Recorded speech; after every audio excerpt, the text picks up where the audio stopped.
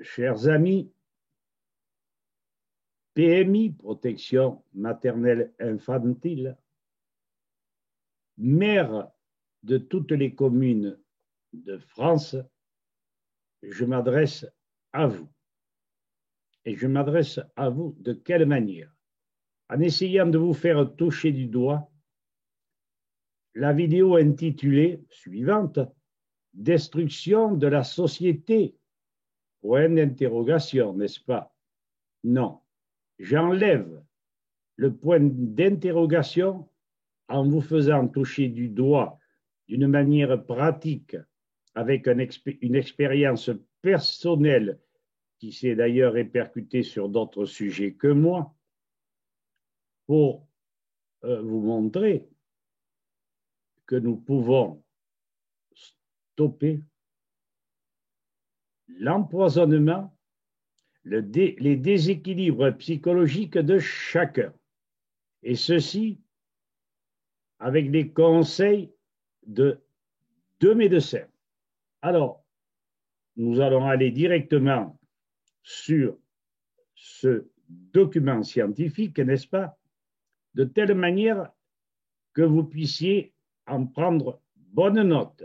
Je répète, non pas seulement les abonnés, les amis, mais également les PMI et les maires de toutes les localités françaises.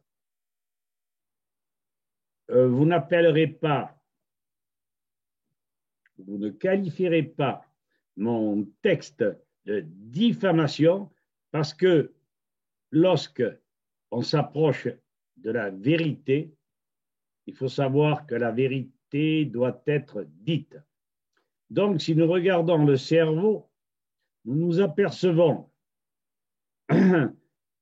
qu'une glande règle l'équilibre psychologique des individus. Je le répète, par une expérience personnelle répercutée sur d'autres individus et qui s'est soldée par une forme psychologique exceptionnelle.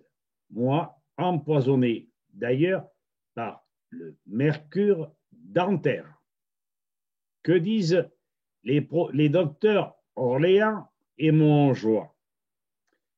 Ils disent que la glande pinéale ou épiphyse est une petite glande endocrine de l'épithalamus du cerveau des vertébrés. À partir du tryptophane, elle sécrète la mélatonine et joue donc par l'intermédiaire de cette hormone un rôle central dans la régulation des rythmes biologiques, mais pas que.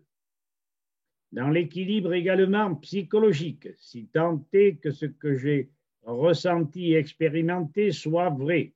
Je ne pense pas me tromper, je ne suis pas le seul. Le premier objectif de la décalcification de votre glande pinéale est de vous permettre de commencer le processus de son activation et de l'éveil de votre troisième œil.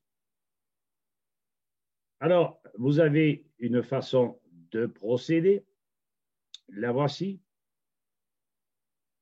Et sachez que pour arrêter toute calcification de la glande, la clé pour ce faire est de commencer par identifier la cause de la calcification, puis d'en tarir les sources. Cette calcification est souvent causée par un régime alimentaire, nourriture et boissons et notre mode de vie.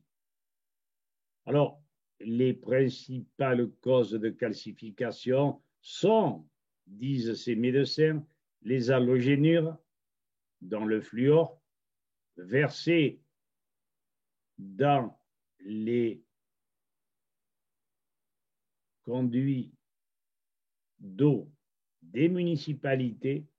Quand ce n'est pas le fluor, il y a bien d'autres ingrédients toxiques et je ne m'étendrai pas là-dessus. Il est inadmissible de mettre dans ces eaux des produits chimiques, alors que les essences de plantes agissent bien plus puissamment sans effet secondaires. Voilà. Ceci étant dit, si vous avez besoin du document décalcification de la glande pinéale, nous pourrons vous le fournir. Alors, nous allons rentrer dans le vif du sujet et nous reporter à cette vidéo dont je vous ai déjà parlé, intitulée « Destruction de la société ». Point d'interrogation. Je le répète, nous allons sortir ce point d'interrogation. Si vous êtes en majeure partie comparable à ces souris au bord de leur trou, ne pointant que le bout de leur museau face à un gros chat, à demeure, guettant la sortie de la souris, vous ne risquez rien tant que vous ne serez pas sorti. Et lorsque vous aurez décalcifié votre pinéale, ce n'est plus une souris à laquelle le chat aura affaire, mais à un personnage plein de vitalité et ne s'en laissant point compter. Je le répète, les PMI et les maires devraient prendre exemple. Donc, les PMI de nombreux départements, les mairies de France, toutes, vous représentez, vous semblez l'oublier, tous vos compatriotes souverains auxquels vous devez respect, aides et informations, afin que chacun ne prête allégeance qu'aux droits naturels offerts par le Créateur et non pas aux lois d'une corporation despotique et privée, créée par les hommes qui de plus désirent nous exploiter, nous empoisonner, nous asservir. La seule loi que nous devons reconnaître est de ne pas nuire à autrui ni à ses biens, de vivre dans le respect de la nature omnisciente. Chacun, PMI, maire compris, doit en prendre conscience. Ces PMI et mairies dérégulatrices, ce n'est pas une... je plaisante, mais ce n'est pas une diffamation. Donc, dérégulatrices des milieux familiaux, par leurs actions faussement protectrices, sont soumises à des lois abracadabrantes et délétères, nuisant à la paix et sécurité de chacun, ne point entrer en opposition respectueuse, mais ferme vis-à-vis d'un pouvoir d'ailleurs inconstitutionnel, relève soit d'un manque de jugeote et réflexion, d'absence de caractère, la glande pinéale, la dépossession de vertus liées à une désinformation orchestrée, le contre-coup d'intrants chimico-métalliques et de ce fait biologique probant, une lâche soumission inacceptable au détriment des populations à l'instinct grégaire. Malheureusement, tributaires ou conditionnés par ces produits chimiques, voire de la part de ces pouvoirs, une complicité traîtresse amenant de nombreux humanistes à prendre la défense de couples malmenés, pour rappeler aux maires leur devoir de protection des électeurs de la commune, s'ils n'ont pas la force de caractère de comprendre, d'exercer leur fonction de la meilleure des manières, c'est que, nous le répétons, leur glande pinéale fonctionne mal. Nos exemples devraient les mettre au parfum. Et nous savons où trouver le produit qui qui enlève ce calcium dans la pinéale. Deux cas concrets invitent chacun à bien en prendre note. Qui ne dit rien, consent, et vous le savez très bien. Et si je dois le répéter une fois de plus, pour ouvrir sa gueule, il faut une forte glande. Et cette forte glande a besoin de silice. Comment ne pas prendre parti en faveur de couples refusant la vaccination, pourtant réputés mortifères par plusieurs organismes et professionnels indépendants? La lettre inquisitrice d'un médecin de PMI devenait tellement insupportable qu'un responsable d'association prit le parti de défendre le couple traqué illégalement et mis sur VK une vidéo s'appuyant sur cette fameuse lettre. La réaction de la PMI ne se fit pas attendre. Elle mettait en cause pour diffamation publique ce chevalier des temps impurs. Impur par un trop-plein de nanoparticules, n'est-ce pas, contenues dans les vaccins, entre autres. Y aurait-il manquement au respect d'un organisme d'État alors que ce dernier, par son mandat, agit déloyalement avec manières inquisitrices, nuisant indéniablement à la santé de l'enfant, déstabilisant ainsi le couple, pourtant assuré du droit d'accepter ou refuser tout traitement vaccinal. L'expérience ultérieure leur donnant raison. Nous n'insistons pas sur la loi Kouchner, sur les arrêts de la Cour de cassation et sur divers codes, dont celui de Nuremberg. En outre, le médecin de famille avait jugé inutile d'établir un certificat de contre-indication. Non, il y avait eu 2 victimes, mais ce médecin restait ferme dans sa façon d'envisager le problème.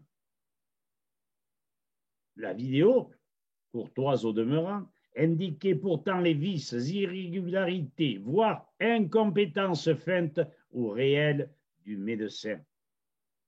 Diffamation ou simple démonstration éclatante que cette PMI outrepassait ses devoirs, mettant en péril l'enfant, déstabilisant le couple fort attentif à sa couvée, une justice honorable, sortie du néant, rétablisse la vérité. Quant à tous ces maires de France, muets comme des carpes face aux multiples mises en garde de nos associations, ils ne facilitent pas l'évolution de la société vers le bien, l'altruisme et la responsabilité de chacun. Il n'y a rien de contraire à la vérité que de dire que, s'ils ont des devoirs d'accomplissement de leurs tâches au travers des ordres qu'ils reçoivent, il n'y a ni cœur, ni âme, ni noblesse à ne point se dresser contre toute atteinte à l'intégrité physique, morale, psychique, voire économique de leurs coreligionnaires. Le sens du devoir est à double face. Obéir à de logiques et bienfaitrices ordonnances, mais dresser leur conscience lorsque les ordres ne peuvent que détruire la souveraineté de chacun. Et pour revenir sur les maires, il n'y a rien d'étonnant à ce qu'un édile du Midi se voit refuser le présent qu'il avait adressé à un ancien découvreur de complot, et surtout pas complotiste. Revenez aux définitions de complot. Le maire, surpris, lui demandant la raison du refus, entendit la réponse suivante. Votre rôle consiste à communiquer toute information sérieuse à vos administrés et non pas à mettre sous le paillasson toute preuve qui entache la bonne marche de la société. Vous n'êtes pas à ce poste pour plaire, mais bien pour obliger chacun à se comporter loyalement face à des lois inviolables, respecter et ne surtout pas nuire. Enfin, pour arriver à la conclusion, PMI, maire, citoyen, terme que n'aiment pas certains, mais personne souveraine, vous devez de comprendre que tant que vous n'aurez pas remis en équilibre votre glande pinéale, que vous ne la décalcifierez pas, il vous sera impossible d'ouvrir votre gueule et de gueuler la vérité. Pourquoi y suis-je parvenu, moi qui ne suis qu'un modeste représentant du bon sens? Il n'y a pas de raison à ce que, je le répète, les maires, les PMI prennent une autre conduite et se comportent en conseilleurs et non pas en inquisiteurs. Pour cela que la société devrait évoluer, si tant est que vous ayez bien écouté ce que j'avais à vous dire. Citoyennes, citoyens, médecins de PMI, responsables de ces mêmes organisations, enfin, maire de France, sachez que vous avez en face de vous un type plein de bon sens et de réflexion qui a vécu toute sa vie un calvaire parce que la société lui avait foutu dans la gueule du mercure. Il est évident que je suis en partie responsable, moi, si gourmand de sucreries. Alors, je vous souhaite une bonne soirée et je vous dis à tous, je n'ai pas de rancœur, je n'ai pas de raison à en vouloir à personne. Chacun doit reprendre la route de la vérité et du bon sens. À bientôt, chers amis. Bonsoir.